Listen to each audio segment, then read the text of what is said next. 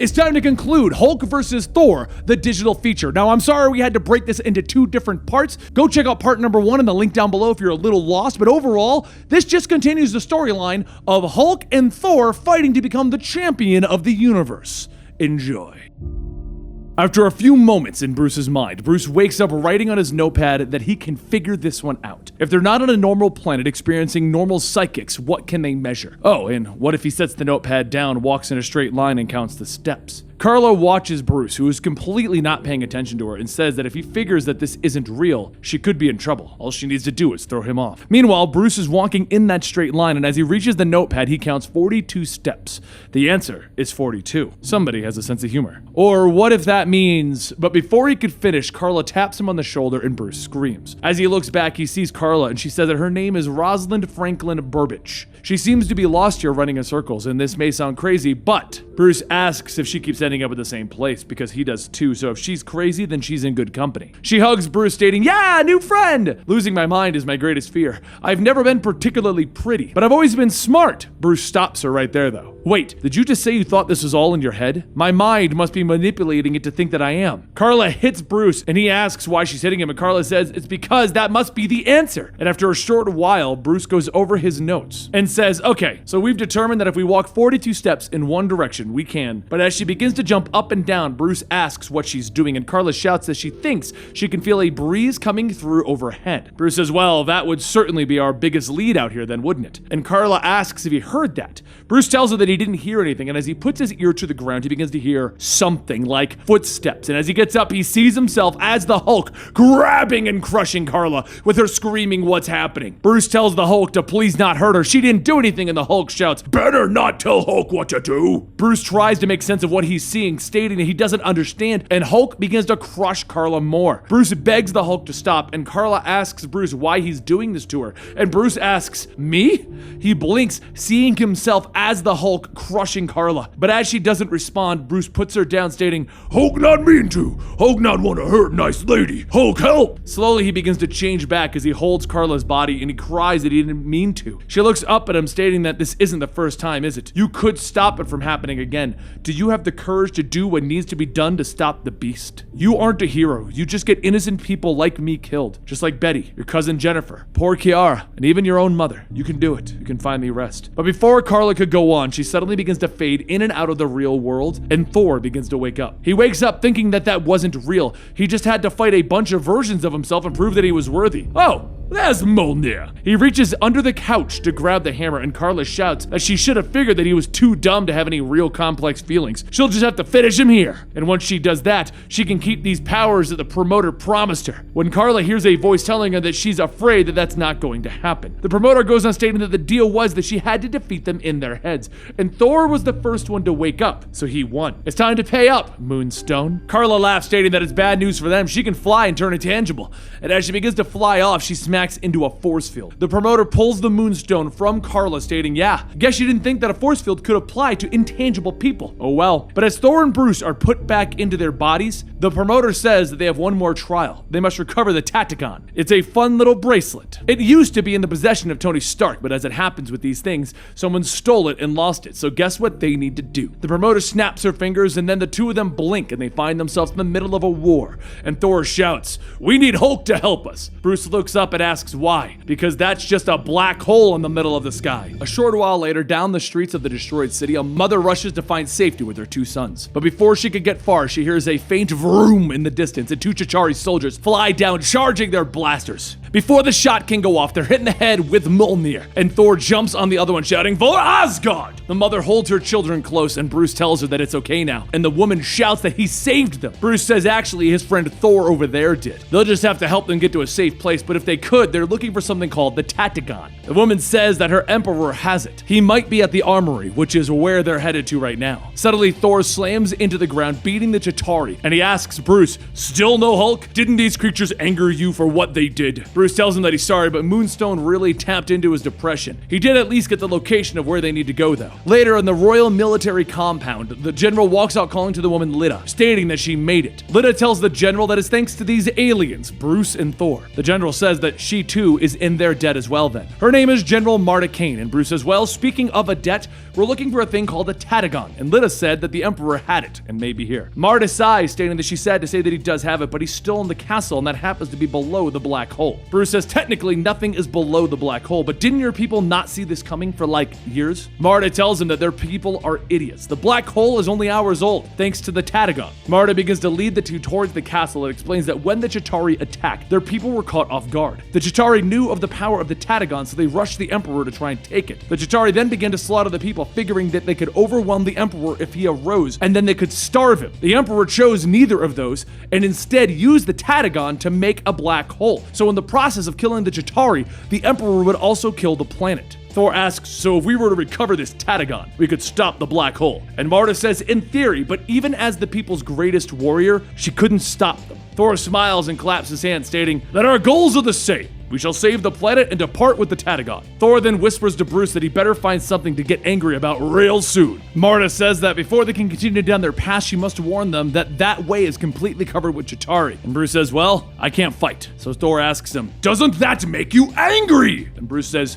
not angry, more worried than anything. Marta hands Bruce her gun, stating that since she lost her eye, she can't aim real well anyway. So he knows how to use those, right? As the three charge into the Chitauri group, they make short work of that group. But before long, more begin to appear. Thor grabs Bruce, telling him that he's known him for a long time. He knows the burdens that he bears, but through his faults, there are things far worse than the Hulk. Now it would seem that there is no more time for prep. Go with Marta while I hold back these creatures. Bruce and Marta begin to run on ahead, and as Bruce runs, he begins to feel different, like his feet aren't touching the ground. Marta looks at him, asking him if he normally flies, and Bruce says, no, it's the black hole. She tries to grab a hold of him, but soon she too is lifted by the black hole, and the both of them scream for Thor to come and help them. After cracking one last Chitauri, Thor winds up his hammer and rockets off at the sound of the cries. He shoots by, grabbing the two of them, slamming into the castle walls, creating a loud creaking sound. As the three land, Marta says that the castle is beginning to come down, and Bruce adds that if the Tatagon is sucked up, then the whole planet is done for. Thor thrusts his arm into one side of the castle walls, and he wedges his hammer in the other side, shouting, the mighty Thor will not allow it. I shall hold the castle together as long as I can. You must retrieve the Tatagon. Marta then begins to lead Bruce away, and she asks how long he can keep that up, and Bruce tells her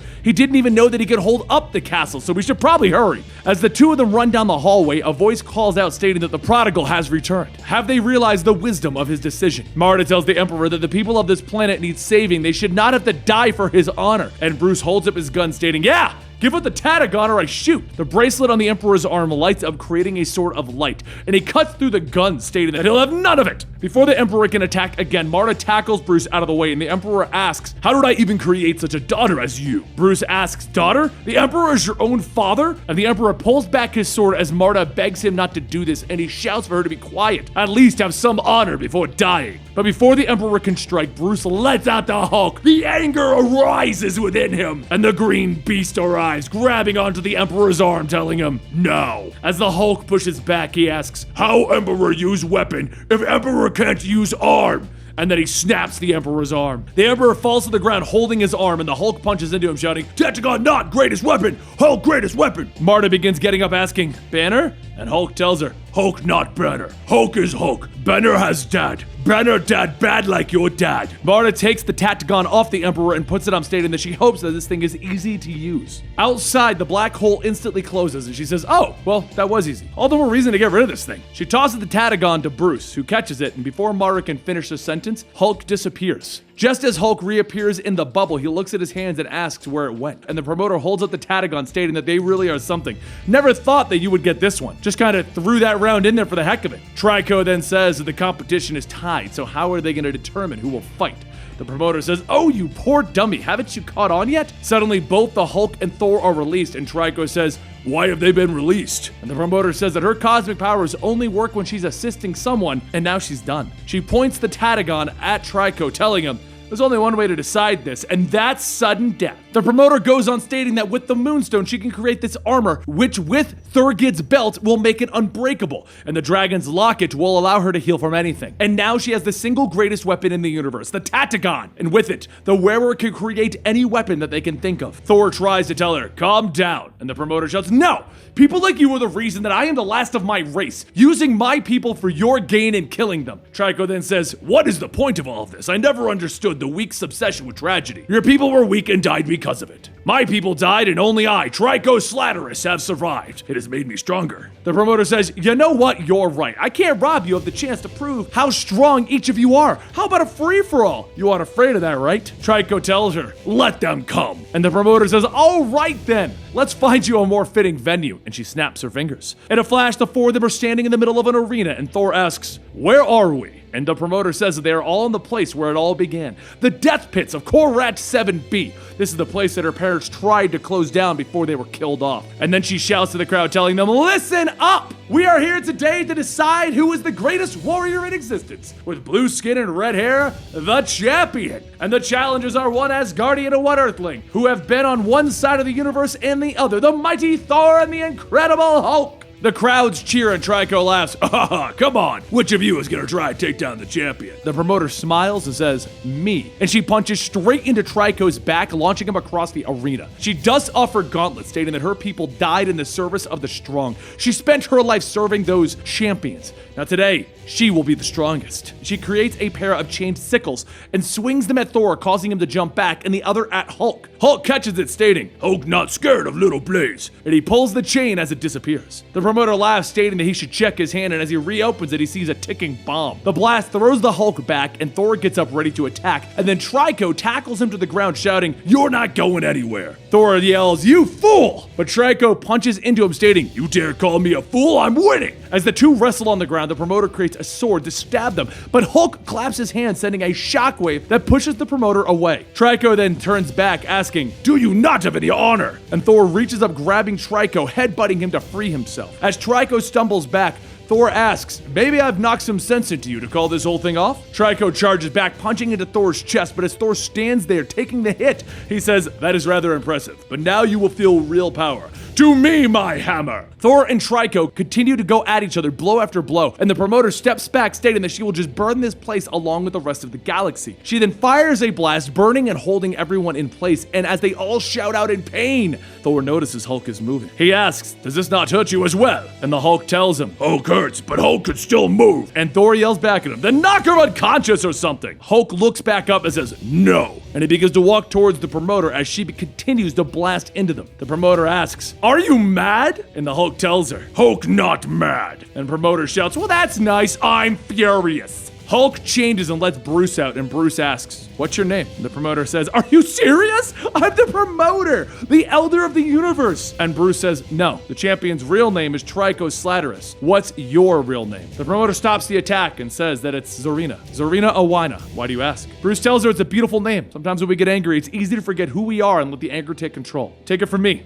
I know about being angry. Zarina then says that nobody has asked her name since her parents died. And Thor asks, is this who you really want to be? And Zarina yells, she has to be. Look at them. They survive because they're strong. And Thor tells her, no, they survive because they fight for the people. Help those that can't help themselves. And Trico yells, hold on, I came for a fight and I want to fight. Zarina says, well, there's a horde of bloodthirsty criminals between you and the door. Why not punch your way out? And Hulk then asks, can snazzy lady help with one thing first? Hulk could never wear sunglasses that fit Hulk head. Seconds later, there's a loud kaboom as the four walk out of the arena as it explodes, all wearing cool guy sunglasses. Trico then says that he has a request. How about they still have their fight? No death, no audience, no weapons. Except Zarina could use the Tatagon. She laughs, stating that no matter who wins, they won't tell anyone. And Thor says, I could use a good grapple. Thor takes off his glasses, stating that he's ready to punch something. And Trico then says that they should begin then. An hour and a half later at the gas station in North Carolina, Thor says that he must profess he had his doubts, but this petrol station serves the finest pork that he's ever tasted. And Zarina tells him that she's like an intergalactic review app. She's got them covered. Three eat their food covered in scratches and bruises, and Thor says, well, I do not know why we are in these costumes. Are these what they call suspenders? Hulk takes another bite, stating that these are perfect for Hulk. Hulk need more pants with shoulder straps. Zarina then says that she thinks that she'll leave Earth to their care for a little while, and Hulk says, wherever Zarina goes, no, Hulk no they lucky. Zarina going to help. Zarina blushes, stating, "Aw, Hulky, you're not so tough after all, are you?" And Thor says, "I have an idea. I'd like to find you a place in the galaxy that needs you the most." And Zarina tells him that that's the perfect way to use her powers. Look at him with the clever ideas. A portal begins to open as Zarina says that she's not sure what's on the other side, but thank you. She steps through it and Thor tells Hulk that he feels as if they've grown throughout these trials. And Hulk says, Blondie not make this weird. As the portal shuts, Thor laughs, stating, "Well, pretend if you must. But the truth is now known that Hulky is a big softy." With one punch, Hulk knocks Thor into another city. And there you have it, the conclusion to that digital series. Honestly, I would read that if it became a normal book. I would totally buy that every week and read the adventures of Hulk and Thor in space. Why isn't this a thing, Marvel? Why haven't you done this? I, Benny, leader of the Comicstorian army, demand that Marvel make this comic.